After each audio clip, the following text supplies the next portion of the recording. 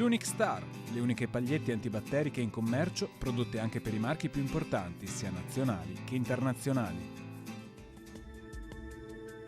Benvenuti al Meteo. Nella giornata di domenica 30 luglio, tempo buono, sia pure con la consueta instabilità pomeridiana. Vediamo allora insieme il dettaglio. Sul Veneto nelle prime ore della giornata si prospettano condizioni variabili con qualche residuo piovasco. Seguirà un rapido miglioramento già in mattinata, come ci mostra la grafica, ancora temporali verso sera sui rilievi. Temperature stazionarie minime tra 14 e 21 gradi, massime invece comprese tra i 27 e i 32 gradi. Spostiamoci ora sul Friuli Venezia Giulia. Anche in questo caso avremo rovesci sparsi, localmente abbondanti e discontinui. Sulle zone costiere maggiori spazi asciutti e soleggiati.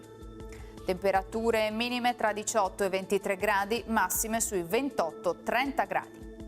Infine diamo uno sguardo al Trentino Alto Adige, dove sarà piuttosto variabile con alcuni temporali, specie sui settori settentrionali, alternati a schiarite. Temperature minime intorno ai 18 gradi, massime sui 30-33 gradi. Dal meteo per ora è tutto, vi do appuntamento al prossimo aggiornamento.